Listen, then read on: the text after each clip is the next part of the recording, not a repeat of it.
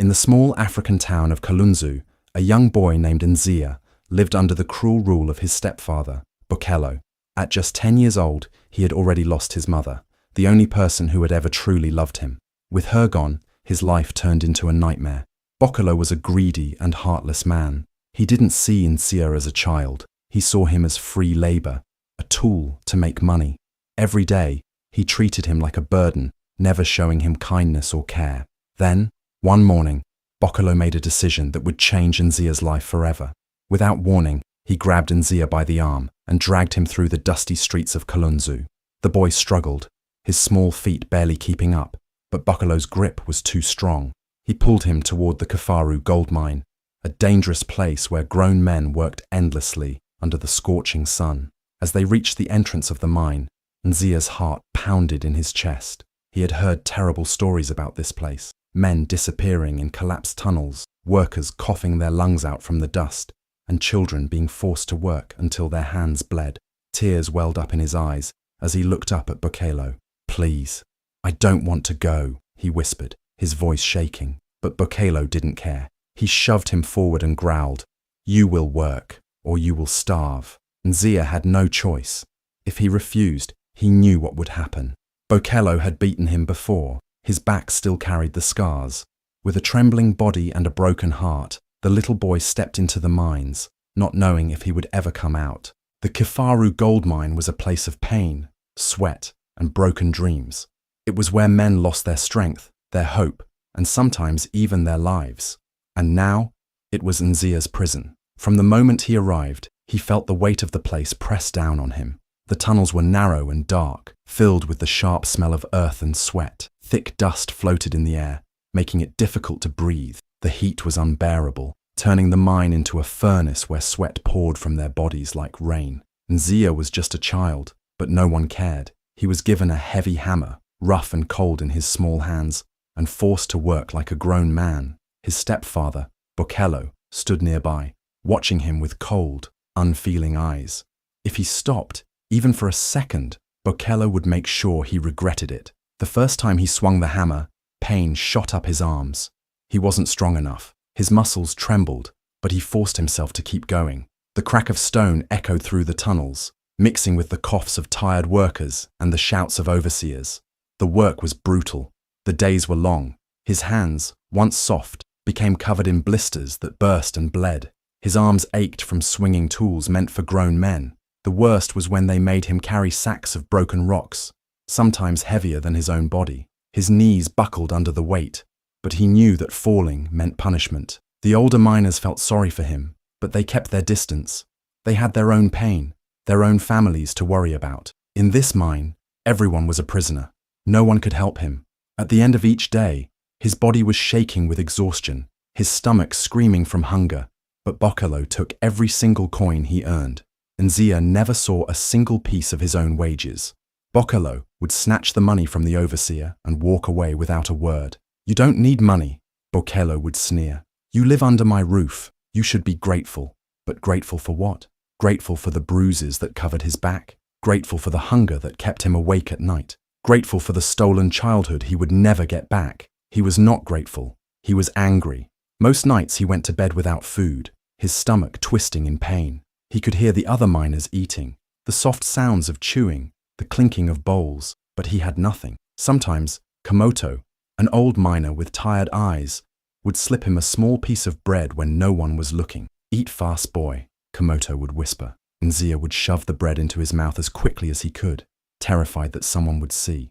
The dry crumbs stuck to his throat, but he barely noticed. It was the only kindness he had left in this world. But Bokelo was always watching. The night he caught Nzia eating, he dragged him outside and beat him so badly that the boy could barely move the next day. But there was no time for pain. He still had to work. The days blurred into each other. Nzia forgot what happiness felt like. He forgot what it felt like to run, to play, to laugh. His body became thin and weak, covered in scars and dust.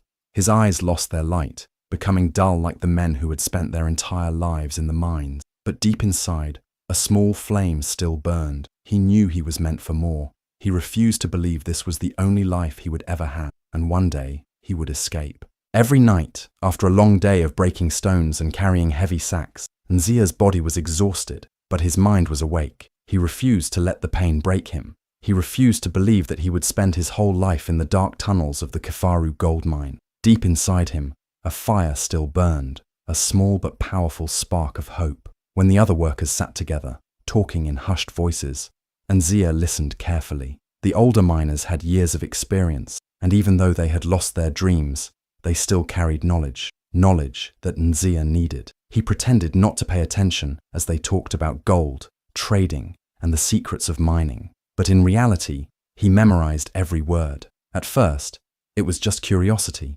But then, Nzia realized something powerful. If he could understand how gold was separated from dirt, if he could learn how this business worked, he might find a way out. During his shifts, he started watching the workers carefully. He saw how the supervisors handled the gold, how they measured it, and how they transported it out of the mine. He studied the way experienced miners used different tools, how they could tell where the best gold was hidden. He noticed which rocks held valuable gold and which were useless. The more he learned, the more his dream grew. One day, while carrying a sack of broken rocks, he spotted something shiny, a tiny piece of gold buried in the dirt. His heart pounded. He quickly covered it with his fingers before anyone could see. For the first time, he held real gold in his hands. It was small, almost worthless, but to him, it felt like holding his future. That night, he hid the tiny piece under a loose rock near his sleeping area. It was his first secret treasure. But Nzia wasn't just learning from the miners.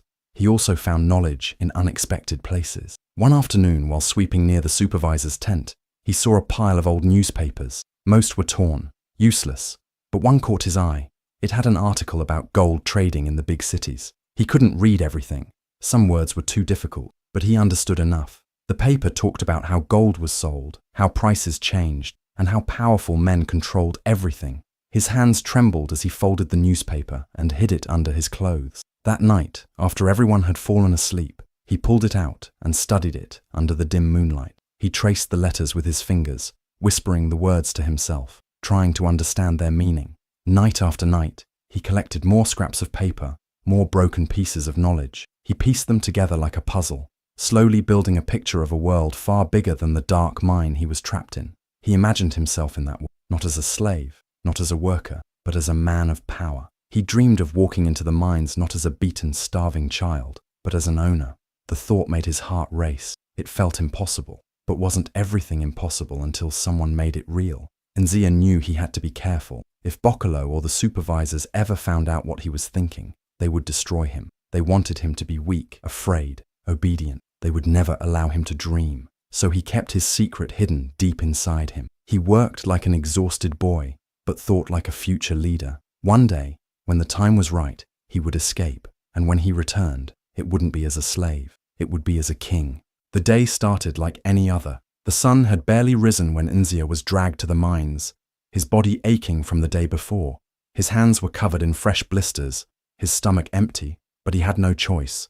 He picked up his hammer and began to work, just like he always did. The tunnels were darker than usual, the air heavy and thick with dust. The other miners worked in silence, their faces tired and lifeless. No one spoke much in the mines. Talking wasted energy, and every bit of strength was needed to survive the long hours underground. Nzia had been working for hours when he heard it, a strange, deep rumbling sound. At first, he thought he was imagining it, just another trick of exhaustion. But then, the ground beneath his feet shook. A few miners stopped working, glancing around with worried expressions. Then it happened. A loud, cracking noise echoed through the tunnel, like thunder trapped underground. The walls began to tremble, dust falling from the ceiling in thick clouds. Before anyone could react, the earth gave way. The tunnel collapsed. Everything turned into chaos. Miners screamed and ran, their voices filled with terror. The once solid walls crumbled like sand, huge rocks crashing down, sending sharp shards of stone flying through the air. Nzia didn't even have time to move. A massive chunk of rock slammed into his back, knocking him off his feet. He hit the ground hard, pain exploding through his body. Dust filled his lungs, choking him. He tried to crawl forward, but another rock crashed down beside him, pinning his leg.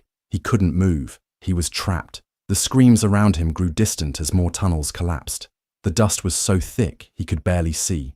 His chest burned as he struggled to breathe. His hands clawed at the ground, but the weight on his leg was too much. He couldn't escape.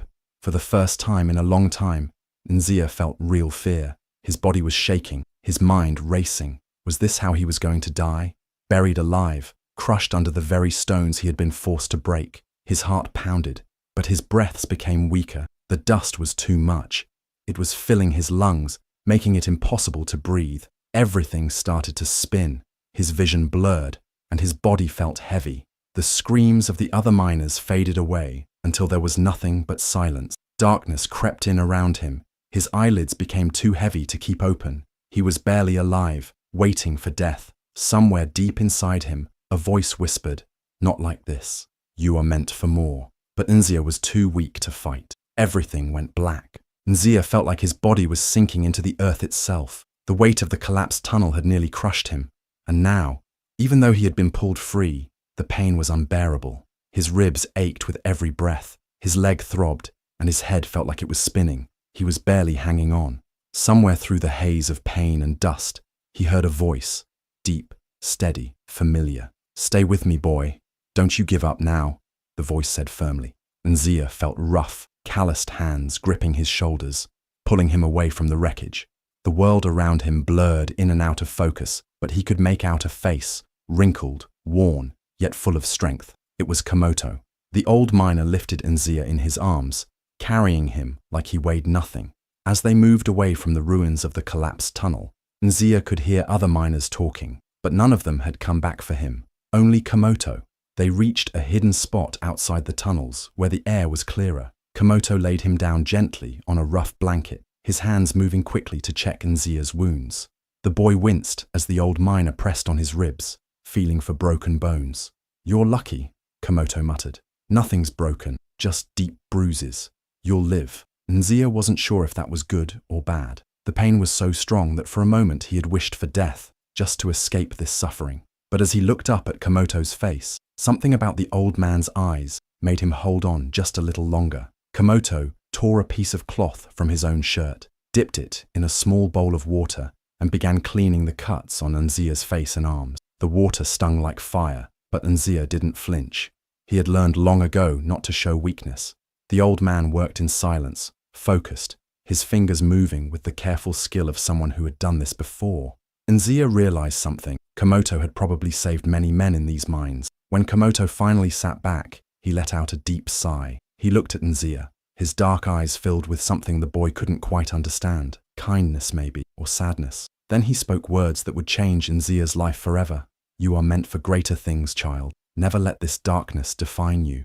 Nzia felt something stir inside him, something he hadn't felt in years. Hope. All his life, he had been treated like nothing, beaten, starved, and forced to work, as if he wasn't even human. No one had ever told him he was meant for anything more than suffering. But here was Komoto, an old man who had spent decades in the mines, telling him he was meant for something greater. That night, everything changed. Komoto didn't just save Nzia's life, he awakened something inside him. Over the next few weeks, as Nzia's body slowly healed, Komoto became his silent protector. He shared his small portions of food with him, making sure Nzia had enough strength to work. When Bokelo wasn't watching, he would slip Nzia extra water or an extra bite of bread. But that wasn't all. Komoto became Nzia's teacher. When they worked in the tunnels, Komoto whispered lessons to him, not about mining as a slave, but about mining as a man who understood gold. He taught him how to spot the finest gold hidden in the rocks. He showed him how the supervisors carefully measured the gold before sending it away. He explained how rich men in the city made fortunes from the hard work of poor miners like them. Nzia listened to every word like his life depended on it. One day, while they were working, Komoto picked up a small rock and crushed it in his hands. A tiny glimmer of gold dust shimmered in the light. "See this?" he whispered. "This is what we break our backs for. This is what men kill for. This is what makes the world move." Nzia's eyes locked onto the gold. It was so small, yet so powerful. That night, after the work was done, Komoto and Nzia sat in the shadows, hidden from Bokelo's watchful eyes. The old man looked at the boy seriously. "Do you want to stay in these mines forever, boy?" Nzia clenched his fists. He thought of the hunger, the pain, the beating, the years of suffering. He thought of the collapsed tunnel, how close he had come to dying. He thought of Bokelo, stealing his wages, treating him like nothing. His heart pounded with anger, with determination. No, he whispered. Komoto smiled, a glint of pride in his tired eyes. Then listen to me, boy. Be patient. Learn everything. Watch everyone. And when the time is right, he leaned in closer, his voice barely above a whisper. You will escape. Nzia's breath caught in his throat. For the first time in his life, escape felt possible. That night, as he lay on the hard ground, staring up at the dark sky, Nzia made a promise to himself. One day, he would break free. And when he did, he would never be weak again. On a stormy night when the wind howled through the narrow alleys of Kalunzu and rain lashed against the dusty ground, Nzia knew that this was his chance. While Bokelo, his cruel stepfather, lay in a drunken, heavy sleep, Nzia quietly gathered the few belongings he had managed to hide. A small bag containing a bit of bread, some dried fruit, and a little water. His heart pounded as he stepped out into the darkness, leaving behind the only life he had ever known. Every step away from the oppressive mining camp was filled with equal parts fear and hope. The heavy, relentless rain masked his footsteps as he slipped into the unknown, driven by the desperate need for freedom. For days, Nzia travelled on foot, leaving the suffocating shadows of Kalunzu far behind. The journey was long and unforgiving. He wandered through thick, dark forests, where ancient trees whispered secrets in the gusts of wind, and along dusty paths that wound through small, quiet villages, where the few people he encountered looked at him with a mix of pity and suspicion. At night, he sought shelter in abandoned huts, or curled up under the open sky, where the cold and the constant patter of rain offered little comfort. Hunger gnawed at his stomach continuously, and every step was a battle against exhaustion and despair. Yet with every painful mile, his resolve grew stronger, fueled by the memory of his endless suffering and the promise of a life where he would no longer be bound by the chains of the mine. The physical hardships were immense. His small, tender feet became raw and blistered from walking over uneven, rocky ground, and his body shivered in the cold, unyielding night. Despite these challenges, every hardship only stoked the fire inside him, a determination to break free from the darkness that had held him captive for so long. He remembered the harsh clatter of the mining tools, the cruel beatings, and the stolen moments of childhood that he had lost. All of that pain was slowly transforming into a powerful drive to survive and reclaim his life. Each time his stomach rumbled and his limbs ached, he clung to the belief that a better life lay ahead. After several grueling days and sleepless nights on the road, Nzia finally saw the shimmering lights of Mambika in the distance, a large, bustling city where dreams were said to be made. The city sparkled like a promise, its busy streets alive with the murmur of people, the flash of neon signs, and the constant energy of hope. But as he stepped into the chaos of Mambika, reality struck him hard. Freedom, he quickly learned, was not as simple as it appeared. Here, among the endless sea of strangers, he was completely alone. With no home to call his own and no one to turn to, the challenges multiplied. He became one of the many souls wandering the crowded streets, a young, homeless boy fighting for every scrap of food and every moment of rest. In Mambika, life was harsh and unforgiving. Nzia struggled to find even a corner to sleep in, often spending cold, sleepless nights in dim alleys or beneath the sagging roofs of abandoned buildings. The city's indifferent bustle was a constant reminder that he was invisible to many, just another face in the crowd.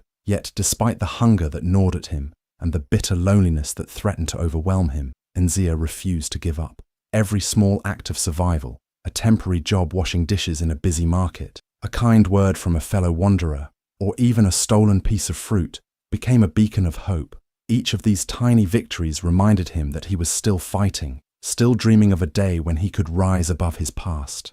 Every step on those cold, unforgiving streets was a promise to himself that he would not be defined by the darkness of his former life. Though his journey in Mambika was just beginning, Nzia carried within him a quiet, burning determination to forge a new future, one where hope, not despair, would light his way. Nzia's life in Mambika started with hardship, but he never let his circumstances define him. With no home or steady work, he took up any small job he could find to survive. In the early days, he swept the floors of tiny shops, carried water for vendors on crowded streets, and shined shoes for passers-by. Every job was a struggle, but each one taught him the value of hard work and perseverance. He would wake before dawn and work until late into the night, his tired eyes always fixed on the distant dream of a better future. One day, while cleaning a modest storefront near the busy market square, Nzia overheard the conversation of a local gold trader.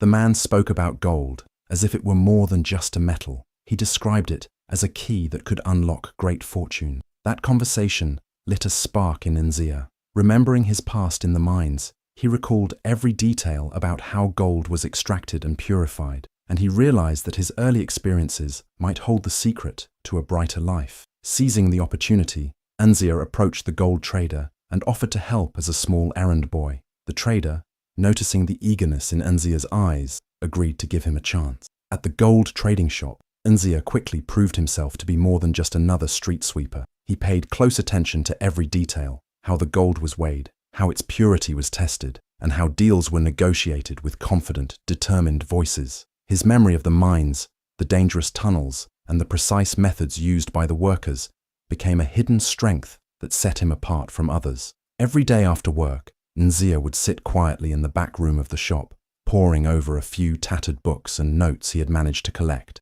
He listened to the traders and asked careful questions. Slowly, he began to understand the secret world of gold trading, the delicate balance between risk and reward, and the intricate dance of supply and demand.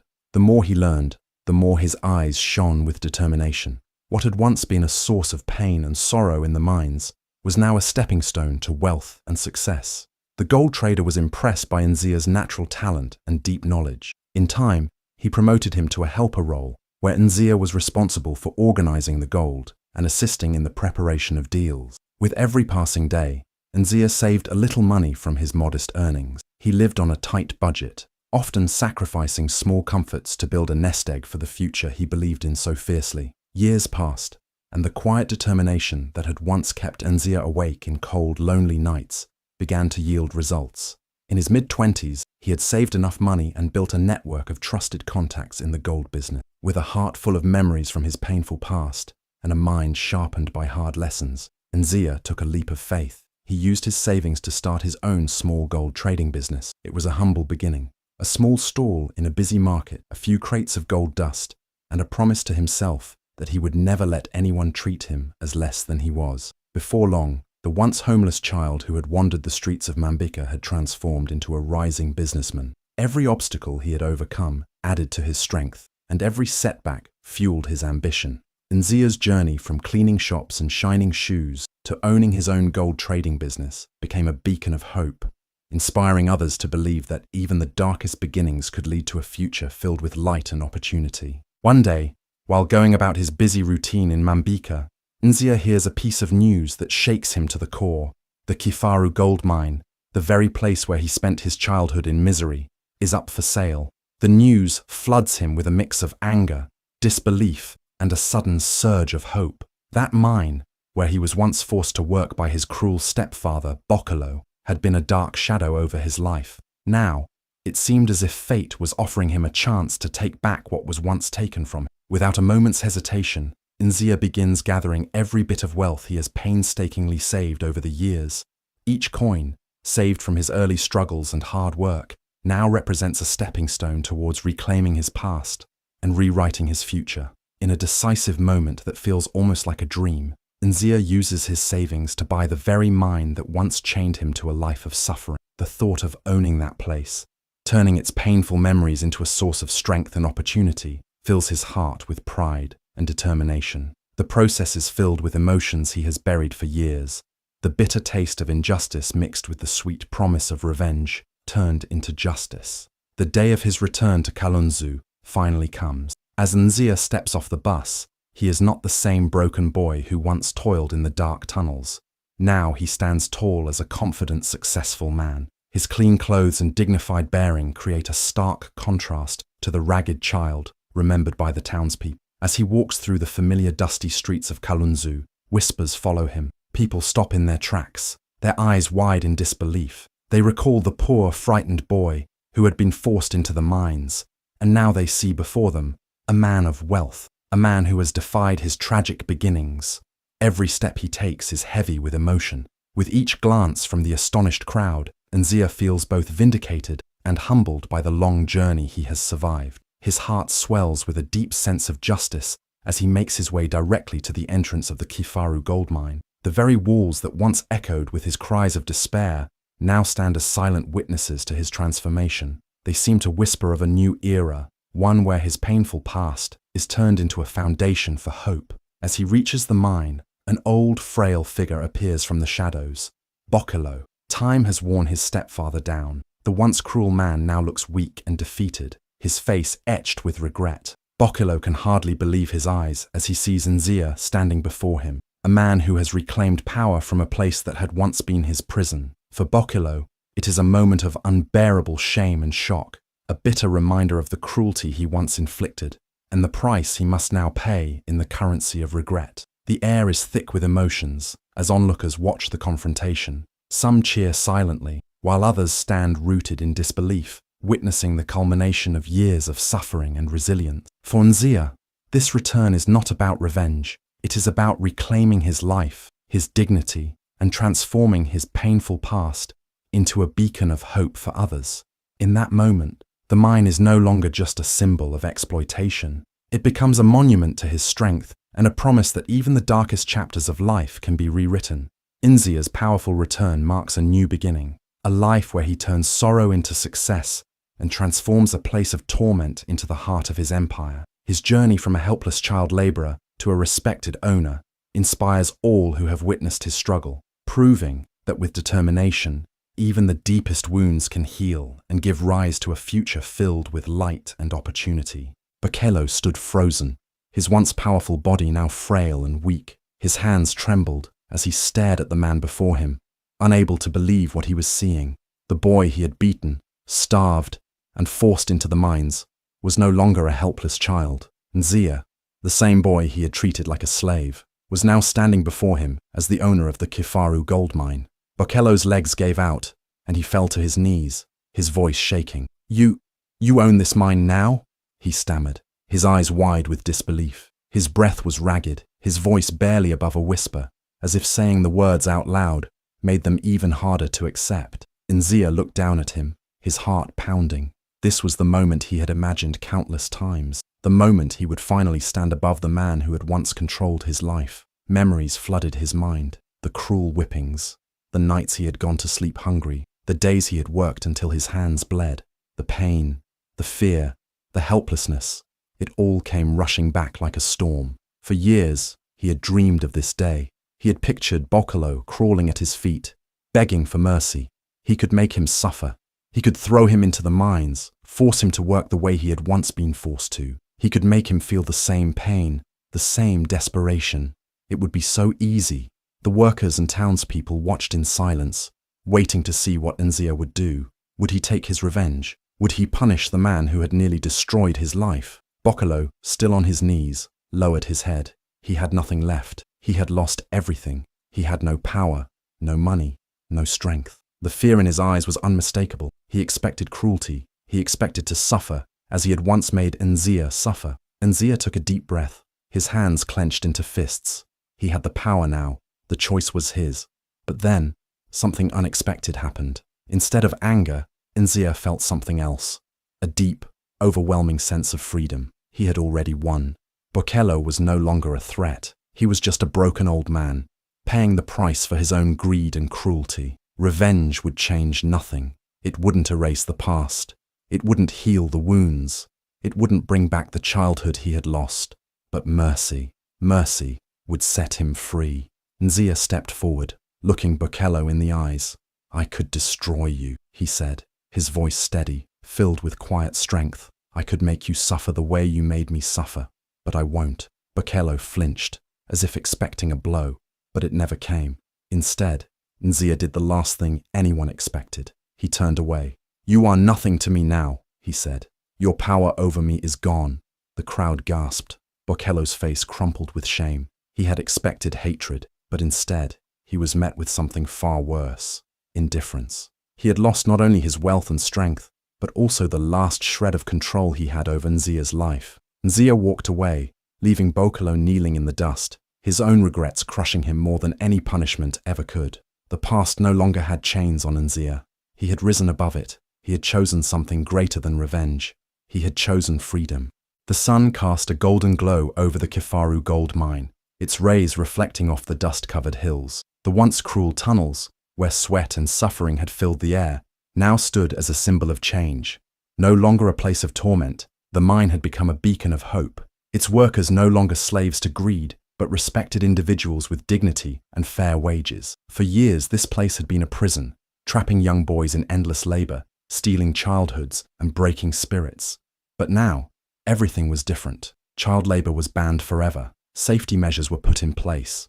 Every worker was given fair wages, ensuring that no family would starve as they once had. The pain of the past would never be repeated. The people of Kalunzu watched in awe as a man who had once been nothing but a helpless boy now stood as the owner of the very mine that had tried to break him. His name, once whispered in pity, was now spoken with admiration. He had not only escaped his past, he had rewritten it. Among the crowd, a frail, trembling figure stood in silence.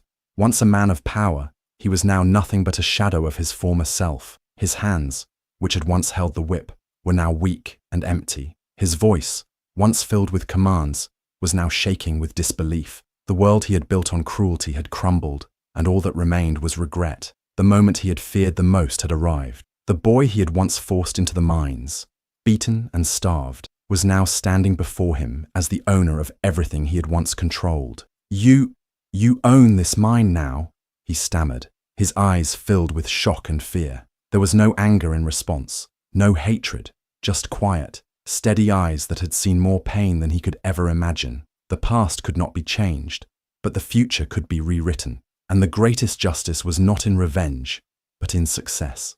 The mine, once a place of suffering, was now a symbol of transformation. The man who had once been feared was now powerless, and the boy who had once been a victim had become something far greater.